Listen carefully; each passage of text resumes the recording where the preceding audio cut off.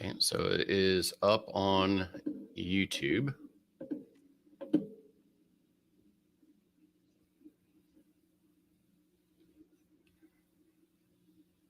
And it looks like it's got about a 20-second delay.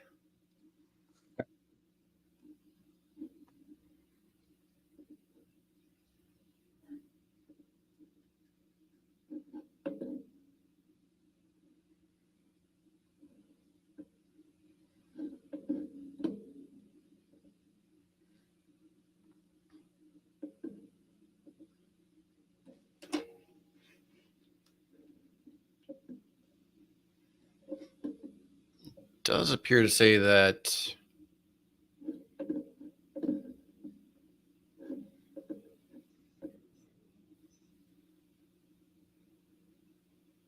the event will start soon. Wait for the host to start, but we've started it. On Facebook or LinkedIn Live, you mean? Yeah.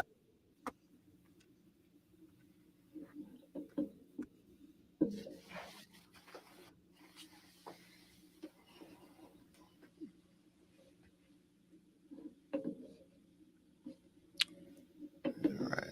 Let's see what else we might be able to do pre-live.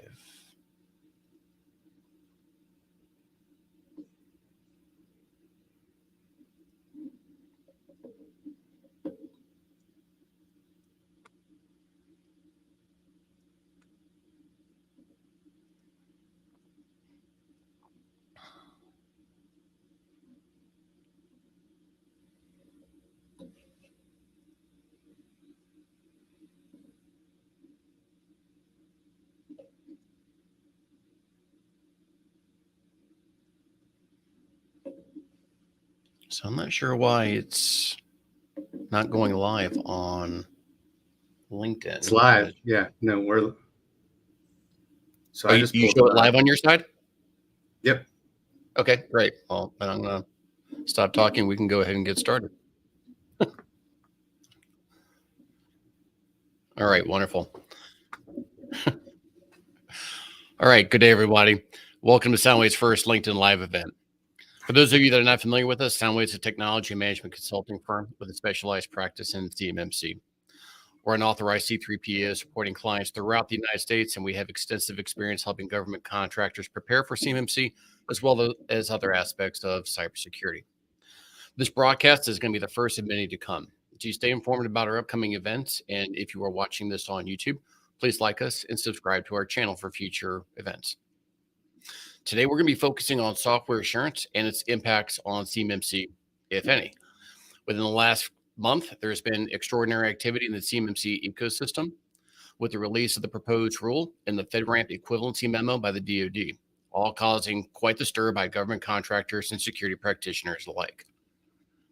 Furthermore, a few of the companies that Soundwave has consulted with are, in fact, software shops, and they struggle to understand the regulatory landscape. What should they do first and why?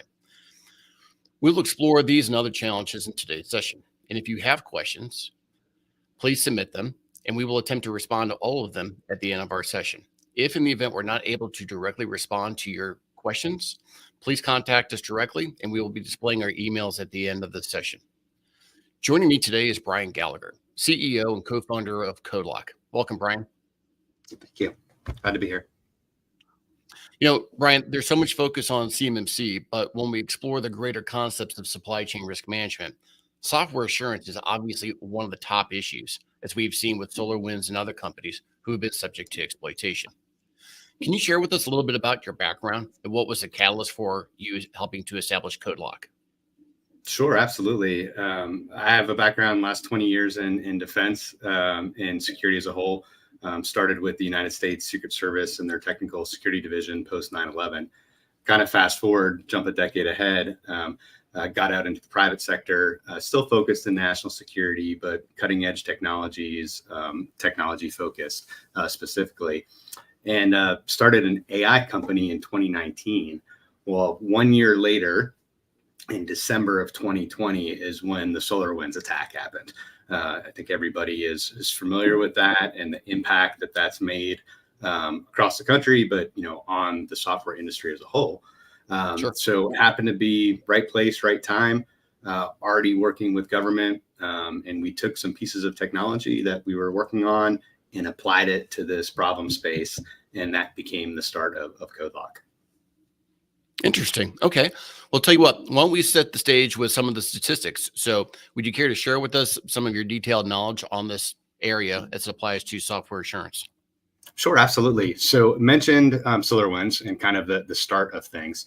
If you think back to December of 2020 to where we are now, some of the statistics vary, but there's over a 700% increase on software supply chain attacks specifically. Sometimes I equate this back to 9/11 when I think about flying on an airplane, maybe August of 2001 versus October of 2001. Just like nobody thought that terrorists were going to fly into the World Trade Center, the industry didn't really think of a software supply chain attack as a very real potential. Boy, were we wrong. And I think not only did SolarWinds, but the Colonial Pipeline attack and everything that we've seen over the last several years has shown that to be the case. In fact, Gartner says that 45% of organizations are going to experience a software supply chain attack within 12 months. So if you think about all the people that we have on this call right now, if you literally flip a coin, that's your chance of having to deal with this in the next 12 months. So it's really important for us to dig in and understand the parts and the pieces and ultimately understand how we can protect our own organizations against this. So because of really this conflict between software developers and security within the commercial sector, you kind of see this headbutting that always happens. The industry, the commercial industry as a whole, wasn't doing the things that really needed to be done to make a change. So the federal government stepped in May of 2021. The president signed an executive order. You can go on to the next slide there. This executive order specifically is EO 14028, and it was focused on improving the nation's cybersecurity. And so the White House said, well, we can't necessarily impact or directly control what the private sector does, but we absolutely can control what the federal government buys and whom they buy it from. And so as a direct result, they'd be hitting the businesses that don't comply right in their pockets and their bank accounts. You don't do this, you can't have a contract, you're not going to get paid.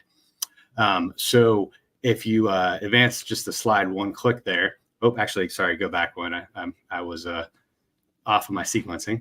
The White House tasked three groups, so NSA, DHS, and NIST, to come up with a plan over the next year to figure out how are we going to accomplish this between making not only the government supply chain safer, but interacting with businesses and protecting the country as a whole.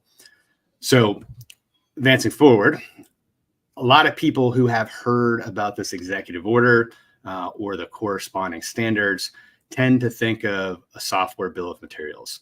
For whatever reason, the SBOM has linked on to this, and there's a lot of confusion on what everything means. And we're going to clarify that over the next 20 minutes or so here. So the SBOM originally, from a government perspective, came out of the Department of Commerce. Industry and government had been working on this for about a decade. So they were ready to release this document very quickly. So in July, just a couple of months after the executive order, Department of Commerce comes out with the minimum requirements for a software bill of materials, which aligned with what was in the executive order as a first step.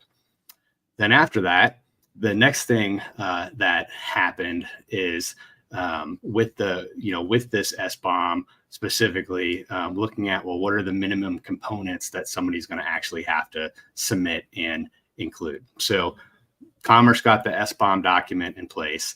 Well, the next thing that had come out on the next slide is NIST came out in February of 2022 with their initial framework.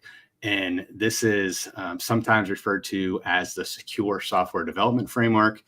You may have heard about this as the SSDF or NIST 800-218. So the document describes a set of 42 fundamental sound practices for secure software development, different things that an organization needs to do. And something that I like to point out is, regardless of whether you're actually selling to the government right now or falling underneath some of the compliance standards that are coming into place this year, the practices behind the NIST standard really apply to anybody developing software, either for themselves or used by others. So it's a great framework to come in and look at, what you're doing within your organization. Well, the next thing that happened, kind of moving forward on the timeline here, on our next slide, is we all know, or at least should know, that a standard by itself isn't necessarily enforceable. So what the White House did via the Executive Office of the President, specifically the Office of Management and Budget, is they issued a memorandum that had come out in September of 2022, and it's M22-18. And what this did is it went out to all the agency heads across all of government, so not just DoD, but all government wide, and said that each agency must enforce this policy within 270 days. And what the policy got down to is said you have to actually only purchase software or a product with software in it, to include firmware, from a vendor who's able to attest and be able to provide evidence and artifacts of actually completing the 42 different things in that NIST standard. Brian, so this was continue. Did have one question for you. So as you said, the 270 days from date of issue. Yep. So are you familiar with seeing anything or hearing from prospects or your spheres of influence of actual communications from the government to government contractors, letting them know not only about this, but the enforcement status of it? Yes. So alongside of this, there has been a minimum of 2 different changes that have been pending in the FAR statutes, the Federal Acquisition Records. And so through that, I have seen multiple contracts now coming out with different clauses related to either the attestation piece as a whole, or components of it related to a software bill of materials, or other items. So yeah, this actively happening. In fact, kind of a, not to divert, but funny story. About 2 weeks ago, I was told that the Department of Defense actually purchased some vehicles, cars, and I think it was from GM. And they got down to demanding a software bill of material actually for the key fob that went with the cars. And so that kind of caught everybody off guard, and GM specifically. So yes to your question, or the question. All right, moving forward on this, I mentioned 270 days. That would have had this going into effect on June 12th of 2023. Well, typical government, June 12th was a Monday. On June 9th, they came out with a new memo. This was an updated version of the previous one. This one is M22-18. Actually, excuse me, consistent with it. This was 2023-18. I'm sorry. Anyhow, getting thrown off of my numbers here. So what this did is, because DHS and CISA specifically, they had put out the attestation form in the Federal Register for public comment. And CISA put a 60-day response time, and that 60-day response time overlapped with the memo going into effect. So by default, there was a conflict in documents, and it had to be extended. So within the memo, they clarified several things. They doubled down on the fact that, yes, the government is going to be enforcing this. This is going to be moving forward. And what they did is they said they're tagging a new timeline to be 6 months after DHS finalizes the attestation form. So I mentioned within the Federal Register, the form was out for comment. But after they got all of the comments back, they ended up realizing that there was some additional changes that needed to be made and clarified. Within the first Federal Register announcement, we saw on the next slide, you can see a kind of a snippet from it. DHS did an analysis on all of the vendors, and these were non-DoD vendors. So put DoD in, there's a whole lot more.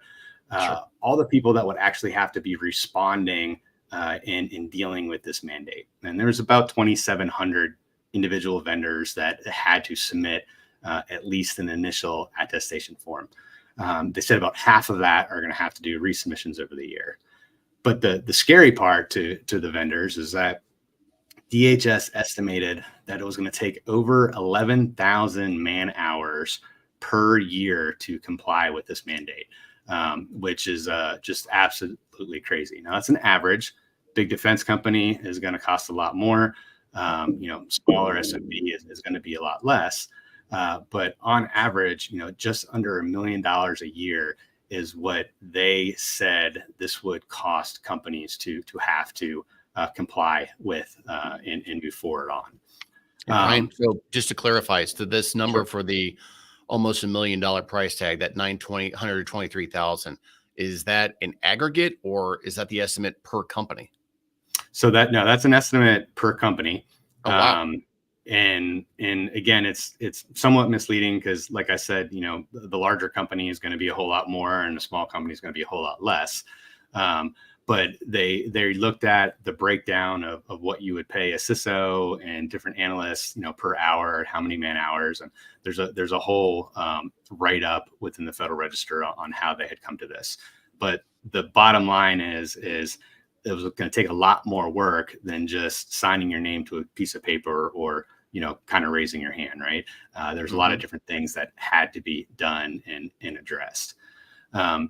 Because of all of this confusion, they came out with a additional document in the Federal Register in November of this year, clarified up a bunch of things on who this would apply to, minimized a couple of the items that had to actually be attested to, came out with an updated version of the attestation form for additional comment again. And it was anticipated and is anticipated that sometime in January, that form is going to be finalized. So the 6-month timeline will start likely sometime in January. So we're looking at, again, June for this to apply for all of software. But what was also stated is that it was going to be sooner for critical software. So if you fall underneath the critical software definition that has been outlined, then you have only 3 months, which would be, the March, April timeframe. So this is right around the corner and something that we're having to focus on, very specifically.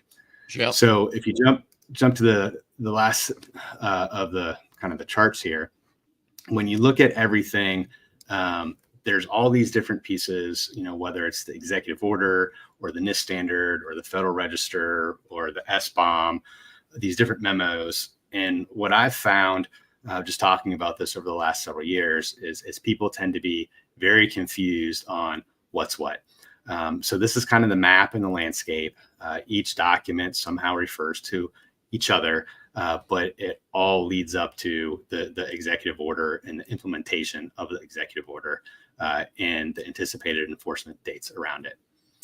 Go to the next slide. So something that was important is they wanted to do things a little bit different from how they were looking at some of this enforcement stuff in the past. So everybody's familiar with CMMC and how that was introduced. And when CMMC was introduced, really that minimum threshold was literally, raise your hand, say you complied, sign a piece of paper, and submit. And I'm sure nobody in this call did that, but there's this vast rumor that the vast majority of people weren't actually compliant that were saying they were compliant, and so this caused a big problem, in the intent of what CMMC was set to do. Ironically, on the timing of this, a large CMMC update just came out prior to Christmas, and there's great movement as far as that is concerned. But what we're looking at with the Secure Software Development Framework, in a minute, Carter will talk specifically about the differences between CMMC and the SSDF.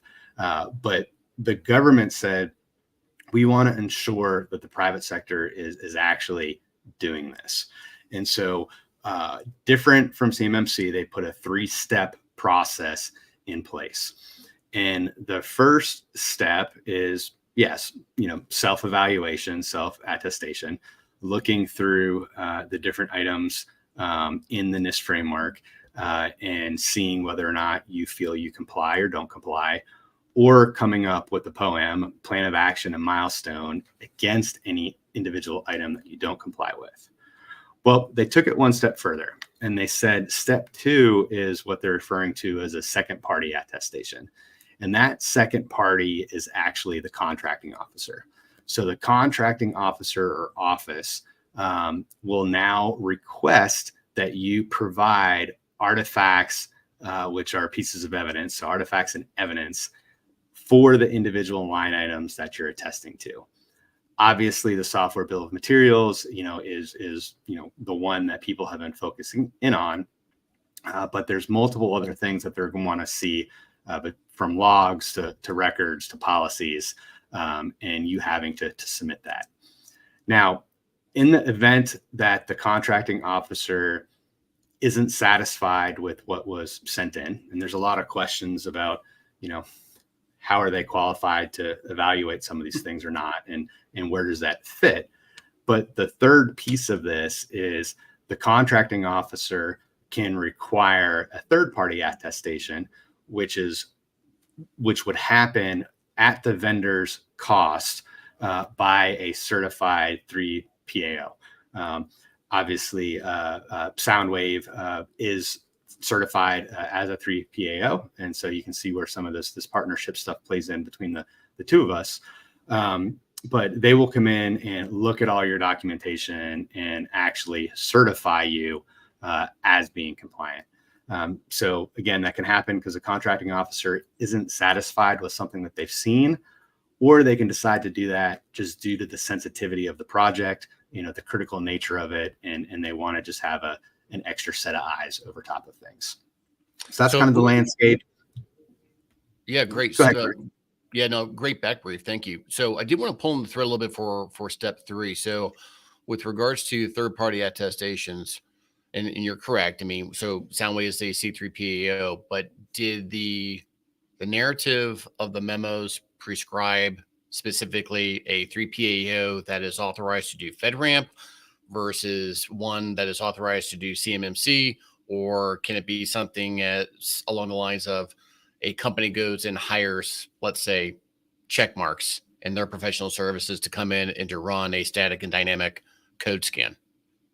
No. In fact, the static code scan is one of the 42 items, not dynamic. But that would, again, just be, 1 out of 42 things. My understanding is that it has to be a FedRAMP approved C3PAO. That being said, I'm not the expert in that space, so I couldn't necessarily tell you the difference between a FedRAMP approved and a CMMC approved. In my mind, I thought they were the same thing, so you can even educate me on that. But it does have to be an approved, and I believe FedRAMP is where it was tagged to. Yeah. Okay. And which is a great segue. So now let's kind of talk about the differences and similarities between what we are talking about for this executive order under the NIST Special Publication 800-218 and how it is going to be mapped across NIST 800-171. And again, for those of you not familiar, 800-171 is a special publication, and the name of that special publication is Protecting Controlled Unclassified Information in Non-Federal Systems and Organizations. Arguably, the most important part of that title is the last word, organizations. So as it stands right now, the approved version is revision 2.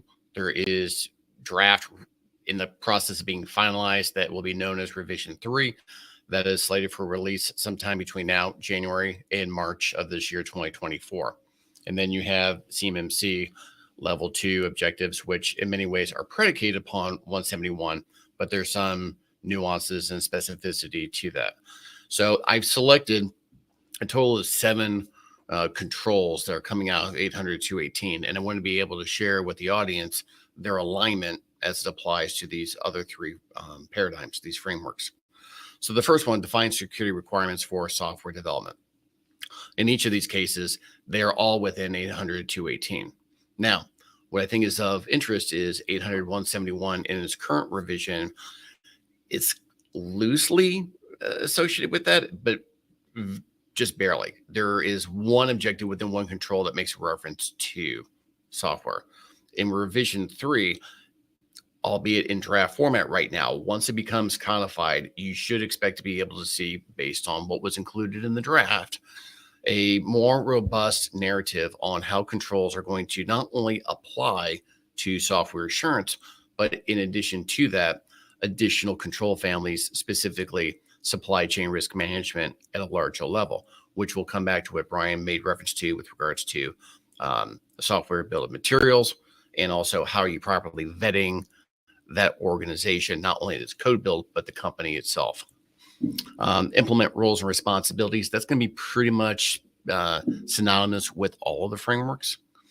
Implementing supporting tool chains. Again, with the exception of its current vision in 800-171, once the next version goes live, based on our analysis, that is going to be very consistent and should be expected to be seen also within CMMC level 2. Creating a source code by adhering to secure coding practices. Now, this is actually a pretty sensitive topic. As made reference earlier in today's session, Soundway has actually had a couple of clients, and their core function is creating software. On more than one occasion, we've asked them, what type of best practices are you using? Are you using OWASP as an example? And unfortunately, in every circumstance, we're kind of getting, well, what is that? Oh my God. I mean, so forget the whole topic of, am I going to do a dynamic or a static source code scan? The whole premise on how you're creating your code stack to begin with might be categorically flawed, because you're not even using an industry recognized framework for how you're developing that. And case in point, one of my former employers, when we purchased a company that was software driven, had asked the owners, so what type of due diligence have we done on this code base? And while it was communicated to me that a complete security analysis was done, what we learned after the fact, Brian, was it was just running a compiler scan to make sure that the code ran as anticipated. There was nothing associated with the security analysis. And as a result of that, the technical debt and liability exposed from those new scans was quite considerable, and frankly should have impacted the valuation of the purchase price of that company. So another one is actually testing executables to ID vulnerabilities and verify compliance with security requirements. As you can see, I mean, that's going to be kind of ubiquitous throughout, as is the remaining 2. Identify and confirm vulnerabilities on an ongoing basis, and assess, prioritize, and remediate vulnerabilities. Now, we see from time to time organizations that focus on software. Well, should I be focusing on securing my software first? Should I be focusing on CMMC first? If so, why? And I'm not necessarily sure that the argument is you can only do one or the other. What we're trying to communicate here is that there is actually a number of controls where, as a corporate entity, from a risk perspective and cost of ownership perspective, you could very adaptly knock out two birds with one stone, and potentially even three birds with one stone by applying these principles at the onset. Now, some of your documents may have a little bit of a different narrative than others. It's going to depend on, is the artifacts in question going to be used for demonstrating conformance with software assurance, or is it going to be used as objective evidence for a CMMC level 2 assessment? There might be some variances there. However, the core construct of how you are building your organization to be able to demonstrate that you are in conformance, that is ultimately what's going to dictate the outcomes, the objective evidence that you would then be able to use regardless of the framework being utilized. So with that, we're coming up towards the bottom of the hour. A couple of questions. So CMMC really only looks for vulnerability scans of exploitable software. So a very light touch as for AppSec, that's a whole different horse. So do you have any thoughts on that, Brian? In essence, to the CMMC and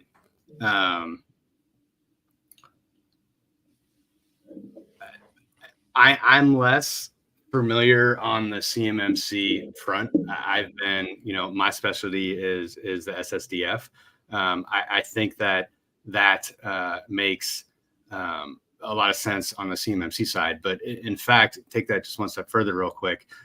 Pretty much all of the application security testing market right now is doing a vulnerability scan.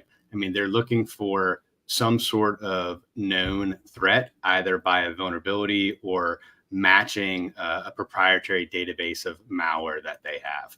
The big problem that we're seeing right now is with nation state style attacks, China or Russia, or even with kids on ChatGPT, new malicious code is being created so fast that you can't rely on a library of something that's already been found. You have to have a way to come in and identify that unknown threat when it's actually, activating and causing a problem set. So, I mean, I agree with what Donald's statement was. Want to clarify one thing too that was asked in the chat and you had brought up related to the type of 3PAO. And I just looked at the draft attestation form while you were talking. And it says specifically that it has to either be a FedRAMP certified 3PAO or a 3PAO that's approved in writing from an appropriate agency official, but they don't define who or what, kind of falls into that. So typical government, escape clause, but sure, FedRAMP specifically is identified. And also, so along those lines, because there are nuances to each of these frameworks, but these frameworks are directly tied to obligations that are in solicitations in contract language. So I don't particularly care if you're calling it CMMC or if you're calling it using the narrative from 800 to 18. If you have contract language that is now obligating you to do both, regardless if you're doing one before the other or you're doing them concurrently, at the end of the day, you still have to be able to demonstrate conformance with both. And I would also take the position for what we are seeing for revision 3, it would be companies would be well served that where software is their primary line of business to go ahead and start this process and get ahead of the power curve. So at whatever point in time CMMC does actually transition from Rev 2 to Rev 3, that they are already ready to go with that. Now, keeping in mind, CMMC is merely a third-party means that you are not in violation of your contract. DFARS specifically states that you shall use the most current version of NIST 800-171 within its finalization. So there is already some discussions about what type of challenges may exist for CMMC in about a year from now when Rev 3 is already finalized. And something to keep in mind for the audience, that is something you need to keep a very, very close eye on. So again, start with your contracts, look for the clauses that are going to be applicable to not only software build and materials and software assurance, but also obligations for being in conformance with other regulatory obligations, whether it's CMMC or the most current version of NIST 800-171. We're going to take one last question and then we're going to have to conclude. So one of the things that was also brought up was if you could please talk a little bit about the differences that you have seen on how does a third-party attestation through a 3PAO differ from the rigor and outcome from self-attestations based on your experience? I mean, that's kind of a vague response, so the 3PAO is going to have a very methodical way of going through everything, and they're going to have the background and experience for what did that particular control, or what did that practice area requirement and the control associated with it mean and do. So, a self-attestation, you could just be, hey, I think I'm doing this right, or I think this meets the intent of the requirement. But the knowledge of the person doing that self-attestation may not have the background and skill set associated with answering those questions. In fact, one of the changes that came out in the latest version of the Federal Register release is that the CEO or the COO of the organization is who must sign that form now. And so Correct.